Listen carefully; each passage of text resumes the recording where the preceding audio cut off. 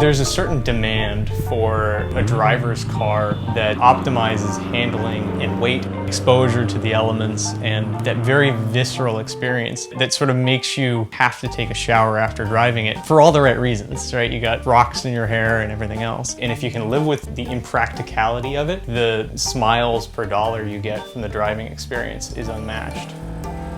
It generally invokes a wave, a smile, a thumbs up. If people are paying attention, if they actually see you sitting below their lug nuts on most cars, it does bring a smile to people's faces. I know how much fun I have driving it, but I also know that kids love to come up. I'm happy to let them sit in it, and people will just come up and talk to you. It's one of those deals where I'm having to text my wife, I'm really trying to get home. So it's certainly a conversation starter.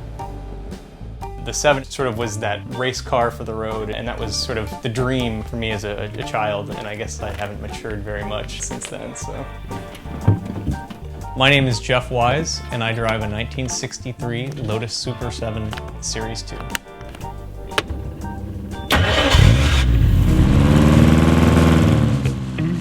A Lotus Super 7 is a kit car, or in the UK they call it completely knocked down. They first manufactured it in 1957, all the way up through 1972 or 73, when Lotus sold the rights to catering.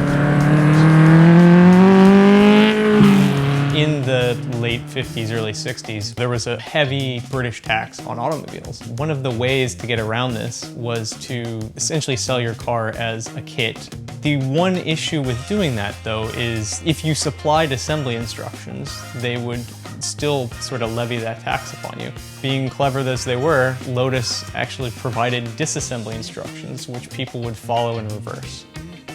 The car was actually for sale in a vintage racing magazine in Texas. So we flew out and take a look at it and ended up hauling it home that day. It was a little bit tired, and so I wanted to refresh a few things. But it was, in general, pretty good condition, but it was built to be a very competitive race car and not something that was driven on the streets or meant to look appropriate for that early 1960s era of automobile.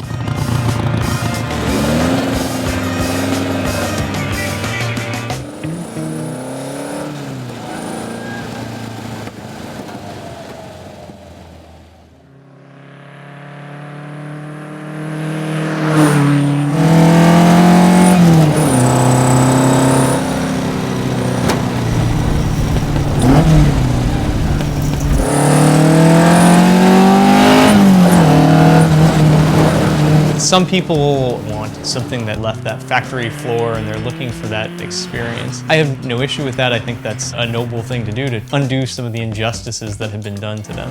With this particular car, it's been a race car all its life. It wasn't a priority to make it a very original car, and I enjoy driving it in its current state too much to make it 100% original. What I've tried to do is, as they say, simplify then add lightness with some modern technology as well. I basically pulled out the race motor. It had a dog engagement transmission. Those are both sort of set to the side for right now, and I built up a more sort of hot-rodded motor that was capable of running on pump gas. It's a 1500 block that's been bored and stroked, a whopping 1.7 liters. It's 120 horsepower and it weighs 1,000 pounds. Rebuilt a synchromesh transmission that my father actually had laying around and put that in. Reinstalled the seats, all the interior, put the Brooklyns on it, new suspension, new exhausts, new battery. Just basically reconfigured it for something that could be driven on both the track and the street. I've tried to keep a little bit of history of the previous owners as well. The stickers that you see along the roll bar are tech stickers, signifying it used to be a vintage race car. Sort of like the kill insignias on pilots' planes. It's a neat way to refer back to the history of the car.